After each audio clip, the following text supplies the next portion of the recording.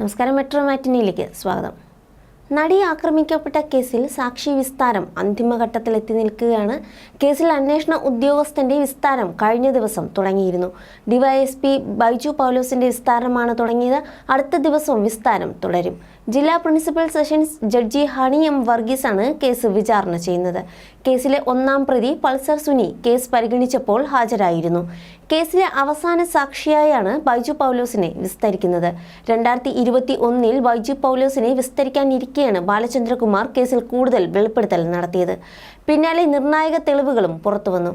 ഇതിന്റെ അടിസ്ഥാനത്തിലാണ് തുടരന്വേഷണം ഉണ്ടായത്. ഈ അന്വേഷണത്തിന്റെ പശ്ചാത്തലത്തിലാണ് വിസ്താരം. കേസിൽ ഇതുവരെ വിസ്തരിച്ചത് 260 പേരെയാണ്. കൂടുതൽ ദിവസം വിസ്തരിച്ചത് ബാലചന്ദ്രകുമാറിനെയും. 40 ദിവസമാണ് ബാലചന്ദ്രകുമാറിനെ വിസ്തരിച്ചത്.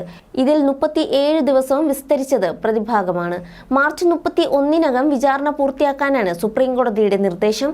ബൈജു പൗലോസിന്റെ വിസ്താരം കഴിഞ്ഞാൽ മറ്റു വാദം ഉൾപ്പെടെയുള്ള നടപടികളിലേക്ക് കടക്കും. നിലവിൽ മാർച്ച് 31 നടിയെ ആക്രമിച്ച കേസിന്റെ വിചാരണ നടപടികൾ പൂർത്തിയാക്കണമെന്ന നിർദ്ദേശമാണ് സുപ്രീം കോടതി വിചാരണ കോടതിയെ അറിയിച്ചിരിക്കുന്നത്. 31 തന്നെ വിചാരണ പൂർത്തിയാക്കാൻ കഴിയുമെന്ന വിശ്വാസത്തിലാണ് പ്രോസിക്യൂഷനും കോടതിയും.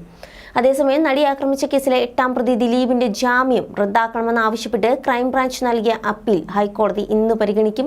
ക്രൈംബ്രാഞ്ച് നൽകിയ ഹർജിയിൽ വാദം പൂർത്തിയായിരുന്നു. ദിലീപ് ജാമ്യ വ്യവസ്ഥകൾ ലംഘിച്ചുവെന്നും സാക്ഷികളെ സ്വാധീനിച്ചുവെന്നുമാണ് ക്രൈംബ്രാഞ്ചിന്റെ പരാതി. സർക്കാർ അതിശക്തമായി തന്നെ ദിലീപിനെതിരെ തെളിവുകൾ നിരത്തിയാണ് വാദിക്കുന്നത്. കേസിൽ ആദ്യമുണ്ടായിരുന്ന പല സാക്ഷികളും കൂറുമാറിയിരുന്നു. ഇതിനൊക്കെ പിന്നിൽ കേസിൽ 8ാം പ്രതി ദിലീപ് തന്നെയാണ് എന്നാണ് പ്രോസിക്യൂഷൻ വാദം. കേസിൽ ദിലീപിന് ജാമ്യം നൽകിയപ്പോൾ തെളിവ് നശിപ്പിക്കരുതെന്നും സാക്ഷികളെ സ്വാധീനിക്കരുത് എന്നും ഹൈക്കോടതി വ്യവസ്ഥ വച്ചിരുന്നു. എന്നാൽ ദിലീപ് സാക്ഷികളെ സ്വാധീനിച്ചതിനും തെളിവ് നശിപ്പിച്ചതിനും തുടരന്വേഷണത്തിൽ തെളിവ് ലഭിച്ചു എന്നായിരുന്നു ഹർജി.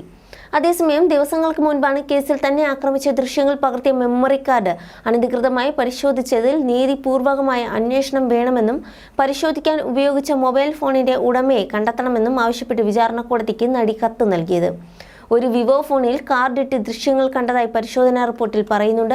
ഈ ഫോൺ ആരുടേതാണ് എന്ന് കണ്ടെത്തണം. ദൃശ്യങ്ങൾ പുറത്തു പോകാതെ മുൻകരുതൽ വേണം. ദൃശ്യങ്ങൾ ചോർന്നാൽ ജീവിതം പ്രതിസന്ധിയിലാകുമെന്നും കത്തിൽ പറയുന്നു. കോടതിയുടെ കസ്റ്റഡിയിലുള്ള മെമ്മറി കാർഡ് പരിശോധിച്ചതിൽ 1 മാസത്തിനകം വിശദമായ അന്വേഷണം നടത്താൻ വിചാരണ കോടതിക്ക് ഹൈക്കോടതി ഡിസംബർ 7 നിർദ്ദേശം നൽകിയിരുന്നു. പോലീസ് അടക്കമുള്ള ഏജൻസികളുടെ സഹായം തേടാമെന്നും കോടതി വ്യക്തമാക്കിയിട്ടുണ്ട്. അതിജീവിതയ്ക്ക് പറയാനുള്ള കാര്യങ്ങൾ രേഖാമൂലം നൽകാമെന്നും ജസ്റ്റിസ് കെ ബാബുവിന്റെ ഉത്തരവിൽ വ്യക്തമാക്കിയിരുന്നു. ഇതിന്റെ അടിസ്ഥാനത്തിലാണ് നടി Ernakulam principal sessions judge Honey M വർഗീസിന് കത്ത് നൽകിയത്. മുമ്പ് മെമ്മറി കാർഡ് പരിശോധനയിൽ അന്വേഷണത്തിന് ഹൈക്കോടതി ഉത്തരവിട്ടിരുന്നു. കോടതിയിൽ സൂക്ഷിച്ച മെമ്മറി കാർഡിലെ ദൃശ്യങ്ങൾ അനധികൃതമായി കണ്ടെത്തിയിട്ടുണ്ട് എന്നും അവ പകർത്തിയിട്ടുണ്ട് എന്നും കൈമാറ്റം ചെയ്തിട്ടുണ്ട് എന്നായിരുന്നു അതിജീവിത കോടതിയിൽ ഉന്നയിച്ച വാദം. തിരുവനന്തപുരം ഫോറൻസിക് ലാബിൽ നടത്തിയ പരിശോധനയിൽ മെമ്മറി കാർഡിന്റെ ഹാഷ് വാല്യൂ മാറ്റം വന്നതായി കണ്ടെത്തിയതിനെ തുടർന്നാണ് അതിജീവിത അന്വേഷണം ആവശ്യപ്പെട്ടത്. 2018 ജനുവരി 9 രാത്രി 9:58 കാർഡ് ആദ്യമായി തുറന്നത്. അന്ന് വിൻഡോസ് ഓപ്പറേറ്റിംഗ് സിസ്റ്റമുള്ള കമ്പ്യൂട്ടറുമായി കാർഡ് ബന്ധിപ്പിച്ചു. ഈ സമയം 2 ഫയലുകൾ സൃഷ്ടിക്കപ്പെട്ടിട്ടുണ്ട്. രണ്ടാമതായി തുറക്കുന്ന അതേ വർഷം ഡിസംബർ 13 രാത്രി 10:58 2021 ജൂലൈ 19 പകൽ 12:19 12:54 മൂന്നാമതായി കാർഡ് തുറന്നതായി കണ്ടെത്തിയിട്ടുണ്ട്. ജൂലൈ 19 പ്രതിയുടെ അഭിഭാഷകൻ വീഡിയോ ദൃശ്യങ്ങൾ പരിശോധിക്കാൻ കോടതി അനുമതി നൽകിയിരുന്നു. എന്നാൽ 12:19 12:54 ഇടയിൽ പ്രതിയുടെ അഭിഭാഷകൻ വീഡിയോ കണ്ടിട്ടില്ല എന്നാണ് പ്രോസിക്യൂഷൻ കണ്ടെത്തിയത്. വിവോ ഫോണിൽ കാർഡ് ഇട്ടപ്പോൾ 34ഓളം ഫയലുകളോ ഫോൾഡറുകളോ സൃഷ്ടിക്കപ്പെട്ടിട്ടുണ്ട് എന്നാണ് പരിശോധനയിൽ കണ്ടെത്തിയത്. സാധാരണ നിലയിൽ 2 മിനിറ്റ് മതി മെമ്മറി കാർഡ് കോപ്പി ചെയ്യാൻ. എന്നാൽ 35 മിനിറ്റോളമാണ് ഈ മെമ്മറി കാർഡ് ഫോണിൽ ഉണ്ടായിരുന്നതെന്നും പരിശോധനയിൽ തെളിഞ്ഞിരുന്നു. ഇക്കാര്യത്തിൽ പരിശോധന നടത്തണമെന്നാവശ്യപ്പെട്ട് നടി ഹൈക്കോടതിയെ സമീപിച്ചപ്പോൾ കടുത്ത എതിർപ്പായിരുന്നു ദിലീപ് കോടതിയിൽ ഉയർത്തിയിരുന്നത്. കേസ് അന്വേഷണം നീട്ടാനുള്ള നീക്കമാണ് നടിയുടേത് എന്നായിരുന്നു ദിലീപിന്റെ വാദം. എന്നാൽ ഇതിനെ കടുത്ത ഭാഷയിലാണ് ഹൈക്കോടതി വിമർശിച്ചത്.